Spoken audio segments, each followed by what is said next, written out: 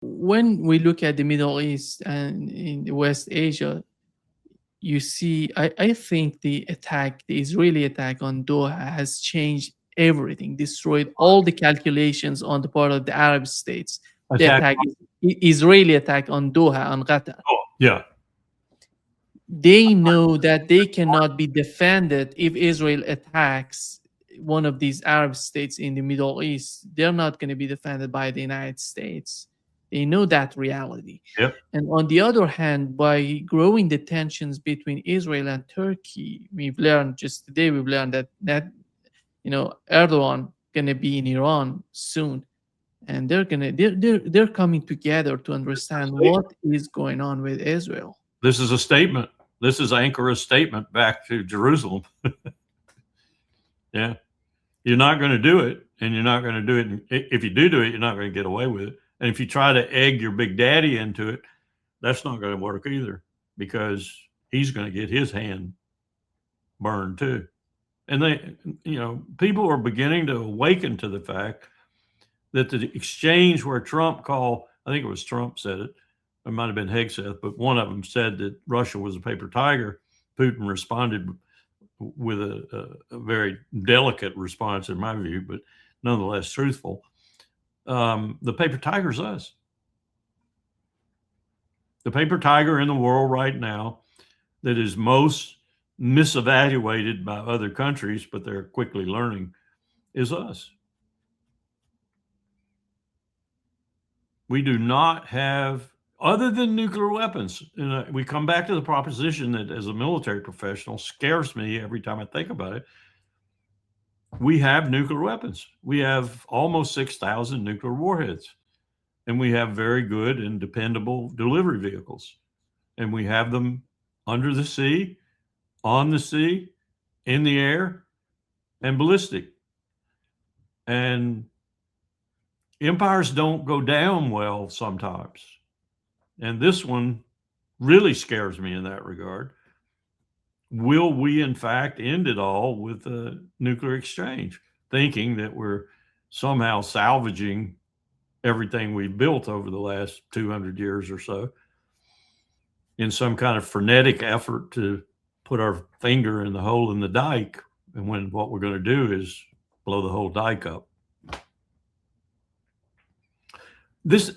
People say, well, you're just a scaremonger. And I say, if you had dealt the length and breadth of your professional life with these damn weapons, nuclear weapons, hovering over your shoulder the whole time, you'd understand. Maybe I'm too old. I do understand what people thought during the Cold War, because I was one of the people.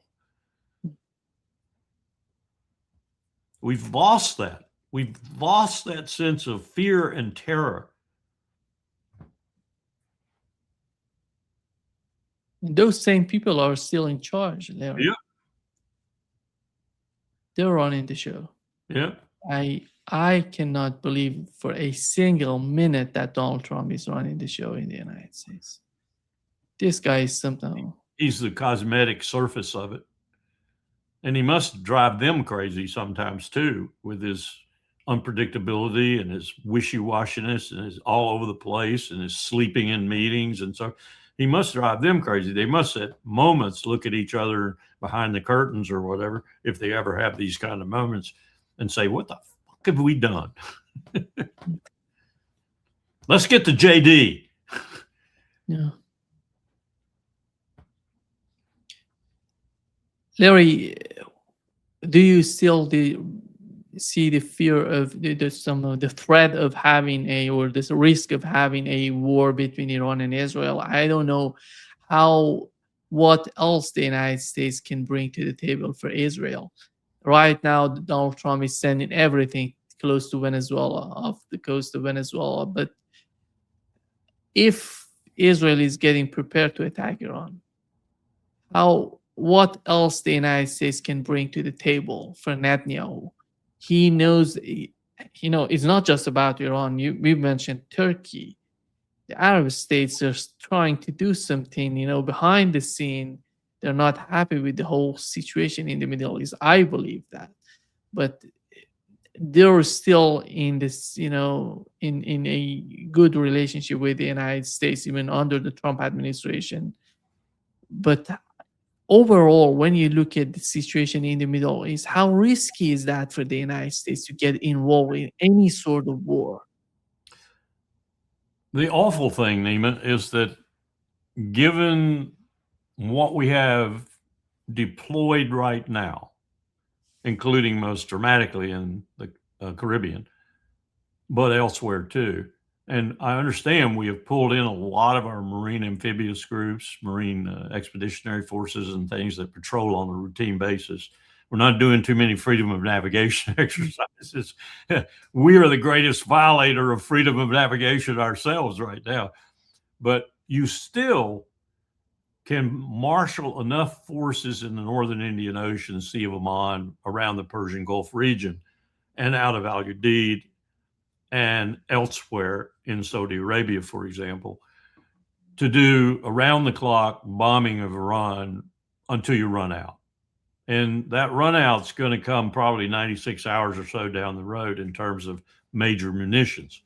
But you got enough to really do something that looks spectacular for a short period of time. Think, for example, the opening stages of Desert Storm and those bombing that took place in that period. Or think about the 4 days, which actually did more damage to Iraq. I mean, Iraq, not Iran. It did more damage to Iraq those 4 days that Bill Clinton bombed. We couldn't believe that when we got there in 2003. That wasn't done in the first Gulf War. That was done by Bill Clinton in the 4 days that he unleashed PGM after PGM on Baghdad and environs. So we could do that. And it would look like a lot of damage, a lot of smoke, a lot of fire, and all that stuff. It wouldn't be a whole hell of a lot of extensive, long-lasting damage to Iran. But it would look like we had done something, and we were doing something during the time. But that would be it. We'd be done then. We'd be finished. And so do you want to put yourself in that position where you were bare ass naked to the world that now probably another 10% hates your guts after you've done this? I think not. So what comes in there? What is there for Israel if they are absolutely intent on doing this? Dimona, their nuclear weapons. Another, moment of fear in this military man's mind. And I have no doubt that Bibi Netanyahu would use them.